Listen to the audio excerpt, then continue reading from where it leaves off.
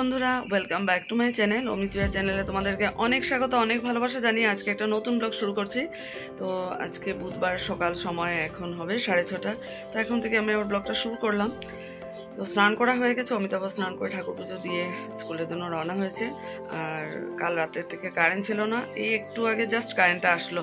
সকালবেলা উঠেই যদি কারেন্ট না থাকে তাহলে বাকি কাজ কি করে করব। গতকালকেও এরকম ছিল, এভাবে রেডি হয়ে গেছে। যাক, আছে কারেন্টটা, তাড়াতাড়ি করে কাজগুলো সারতে হবে। স্কুলের জন্য আবার 8:15-র মধ্যে বেরোতে হবে। আর কয়েকদিন ধরে মধুমিতা নেই, হয়তো বা আজকেও নেই, আগামীকালকে থেকে হবে। তো চলো রান্নাঘরে যাই, গিয়ে আমার স্পেশাল চা বাকি ব্রেকফাস্ট রেডি করব, ছেলের জন্য ব্রেকফাস্ট রেডি করে যাব। তো চলো সঙ্গে থাকো, সারাদিন স্কিপ না করে ভিডিওটা দেখতে থাকো, আশা করি ভালো লাগবে। তো একদিকে দুধ জাল বসিয়েছি, আর এদিকে দেখো কাল যে রান্না করেছিলাম সেটা গরম করে রেখে দিই, কারণ ফ্রিজে আর ঢুকিয়ে রাখবো না, গরম করে রাখলে নষ্ট হবে না। তো তরকারি গরম হয়ে গেছে, এখন ওটা নামিয়ে তারপর চাটা বানাবো। আর প্রেশার কুকারে তো কালকে রাতে ভাত করেছিলাম, সেটা রয়ে গেছে। অমিতাভকে ভাত ভাজা দিয়েছি, আর আমি একটু তরকারি দিয়ে খেয়ে যাব, আর টিফিনে নেব রুটি।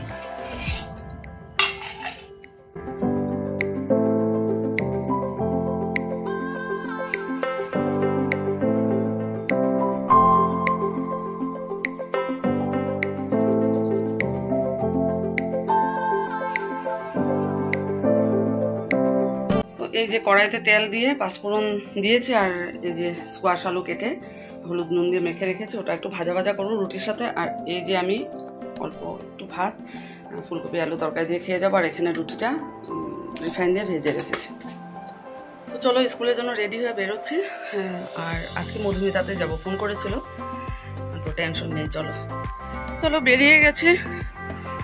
রোদ তো ভালোই উঠেছে, যাই না, ছাতাও নিয়ে নিয়েছে। ওয়েদারের কথা কোনো কিছু বোঝা যায় না।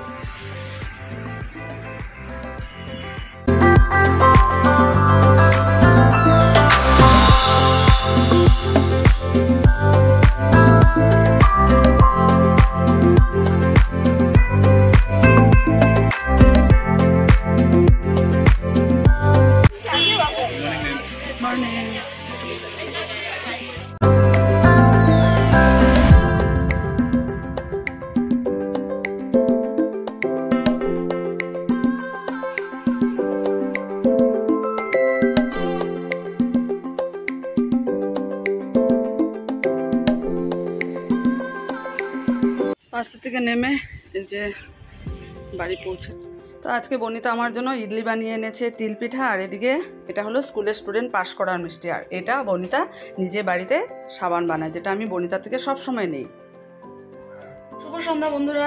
তো চলে এসেছি রান্নাঘরে একটু ফ্রেশ হয়ে, কারণ স্কুল থেকে এসে আর খেয়ে একটু রেস্ট করেছিলাম আধা ঘন্টার মতো।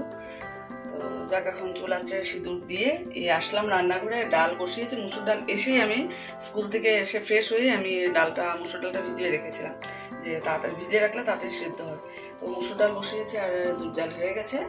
আর ভাবছি কি রান্না হবে, সেটাই মনে মনে ভাবছি যে কি করব রান্না। সবজি তো অনেক এনেছিলাম কালকে, তো পটল আছে, ক্যাপসিকাম আছে, স্কোয়াশও আছে। তো স্কোয়াশ করলে ডাল বড়া দিয়ে করলে ভালো হয় খেতে, খালি খেতে তো ভালো লাগে না। তো যাক, আগে ডালটা নামিয়ে নিই, চাটা বানাবো, দেখি কি করা যায়। চলো সঙ্গে থাকো। তো এই দেখো পটলই বের করেছি, পটলই রান্না করা হবে। তো আমি যাব এখন একটু দোকানে, আলু বারণ, তো আলুটা নিয়ে আসবো। চলো চলে এলাম রূপেশের দোকান থেকে।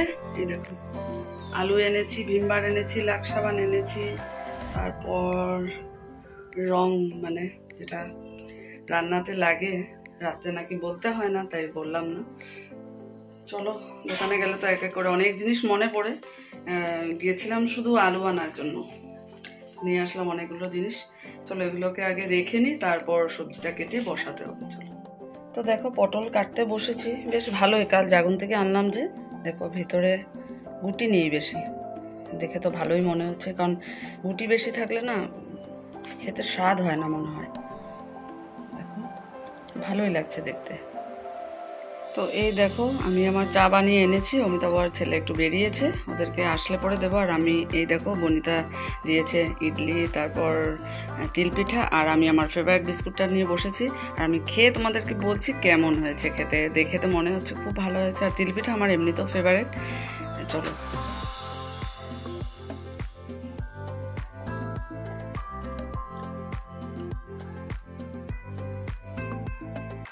মজা, সত্যি বহুত টেস্টি হয়েছে। আর ভিতরে তিল দেওয়া না, এটা বেশি ভালো লাগে। তিলপিঠা আমার এমনিতেও ফেভারিট, সত্যি খুব টেস্টি হয়েছে। তো বনিতা নিশ্চয়ই আমার এই ব্লগিংটা দেখবে, তো সঁচাকৈ ইমান ভাল বনাইছে, সঁচাকৈ বহুত টেষ্টি। আৰু থেংক ইউ, ইমান মৰমেৰে মোৰ কাৰণে আনি দিছে, সঁচাকৈ মই বহুত ভাল পাওঁ। আৰু অমিতাভ আহিলে অমিতাভকো দিম। আৰু ইয়াতে ইডলিও লৈছোঁ, এইটোও খাম। আপুনিতো স্কুলত আনে, সেইটোও বহুত ভাল হয়। তো চলো আমি এটা আগে খেয়ে শেষ করে নিই, তারপর আবার পরে আসছি। তো রান্না শেষ করে এই যে আমি একটু গান নিয়ে বসেছি। আমি বসেছি সারে বাড়িতে, একটু গানটা দেখাবো জয় গানের, সেটা স্বরলিপিটা রেডি করছি আর কি। লাস্ট উইকেও বলেছিলাম, তো সময় করে উঠাতে পারছিলাম না, কারেন্ট ছিল না, ভোল্টেজ ছিল না। কারেন্ট থাকলে ভোল্টেজ থাকে না। তা আজকে ভালো না, আজকে সময় করে উঠিয়ে নিই, কারণ ফ্রাইডেতে আবার ক্লাসে যাব, তখন ওটা স্বরলিপি বানানো থাকলে দিতে সুবিধা হবে, কারণ সেখানে স্বরলিপি বানিয়ে গান দেখাতে অসুবিধা হয়। তো সেটাই নিয়ে বসেছি, কাগজের মধ্যে স্বরলিপিটা লিখে রেখে দেবো।